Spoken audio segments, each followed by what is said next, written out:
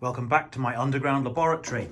Today we are revisiting a firm favourite, which is this 1992 Raleigh Dyna Tech Titanium.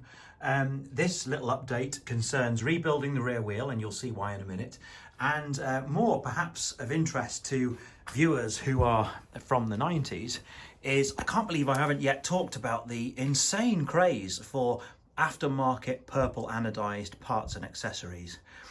Really, if you were riding mountain bikes in the 90s, or certainly if you were reading the magazines, this was an obsession and it really went nuts. Now in 1992, stuff like this was the kind of thing you buy with your pocket money. But very, very quickly, it became rather insane, and you could spend thousands even now on replacing your brakes with Grafton ones in full purple. Cook Brothers cranks in purple still cost more than a mansion. Purple rims, purple spoke nipples. In fact, you could have an entire purple bike. Obviously the Ringle bottle cages was something everybody lusted after, and the Ringle hubs, stems, handlebars, you name it. Now the fact is there isn't going to be any Ringle or Grafton or Cook Brothers on this build for two very obvious reasons. First of all, I've got mouths to feed, and I'd have to be a lot more skilled at organised crime to find that kind of money. And secondly, the theme of this video is purple for the people. As I've said in previous videos, this is very much an entry-level superbike, despite it being titanium and superbly equipped. It was priced accessibly back in the day, and it was ridden by young riders, not multi-millionaire superstars. So what I'm looking at today is how to festoon it in purple in keeping with the times, but within a sort of pocket money budget. So we've got a cable hanger, some jockey wheels, crank bolts, breakaway bolt for the rear mech. I've even gone so far as cable end caps, bottle cage bolts, front mech, stem, seat bolt, brake pivots, and probably the most expensive and fanciest of all, not Ringle skewers, but original Fred Salmon Racing, which I believe are actually titanium. Now these are period correct, and they mean something to me because Fred Salmon was a world-class rider back in 1992. He still lives near here and runs a bike shop not far from me in the northwest of England, and I've had the pleasure of riding with him on a few occasions. I can tell you he absolutely ripped my legs off. A monster on the bike, an absolute legend, and quite an honour to have his name on these skewers. So let's get to work with the build. When I restored this bike a few months ago, I said at the time I was cool with this late 90s Dior hub, but at the time I didn't realise I was lying to myself, and I was lying to you, and for that I'm sorry. This hub has haunted me for months. It has even taunted me in my dreams, so I did what I had to do. I'm sure it says in some holy scripture or other that a 99 Dior hub on a 92 DX and XT equipped bike is an abomination. So I did what I always do and went to eBay to procure the correct 1992 DX hub. I also did what I always do and found the dirtiest, most knackered one I could possibly get my hands on. This is an absolute disgrace, and therefore I'm extremely excited. The free hub has pretty much gone. The bearings have certainly gone, and it's covered in a good 30 years worth of crust. Well, 28 years. It's also currently spoked up to a fairly budget Araya rim, which is quite chewed up. So I'm also going to have to relace it onto the rather beautiful hard anodised Mavic rim that's already on that bike. But having recently rediscovered my love and skills for wheel building, that's also going to be quite a pleasure. So I'm going to go ahead and get this thing cleaned up, get it relaced onto the Dyna Tech, and make the thing perfect. Well, it's cleaned up all right, which is a good start. And secondly, I think the play and the free hub might actually just be a loose lock ring on the cassette, in which case that's potentially good news as well. So it's just going to be a case of taking apart the cups and cones inside the bearings and repacking them with grease, and then relacing the spokes.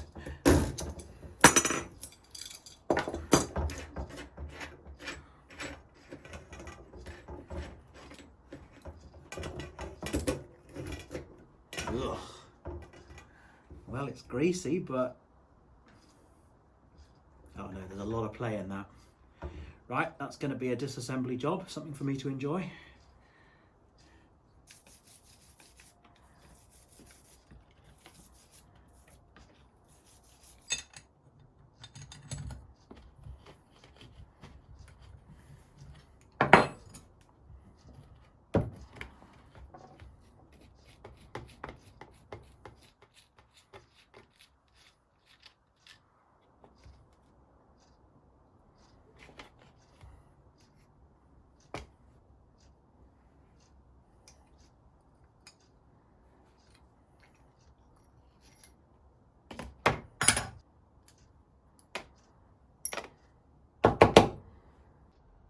Just a quick point on the bearings and the free hub here. There wasn't anything wrong with them. They were rattly and grimy and disgusting and grinding and all sorts, but all you ever have to do really with these sorts of things is take them apart, clean them, degrease them, lube them up, grease them and put them back together. And in this case, certainly that's how simple it is. Right, well here's the hub we need. The rim we need is here, the Mavic M232 hard anodised with this lovely grey finish.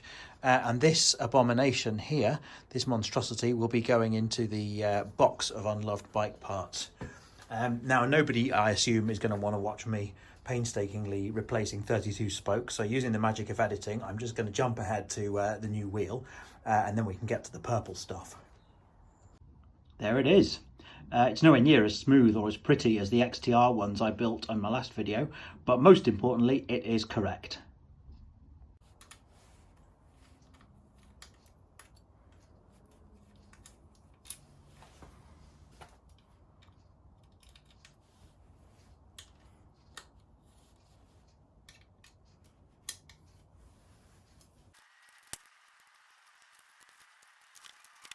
One of the most obvious and probably one of the cheaper upgrades that we all used to do was purple anodised bottle cages.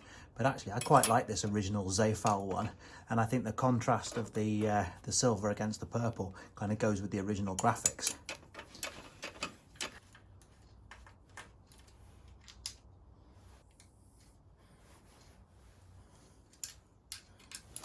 By the way, yes, this is a purple rubber valve cap.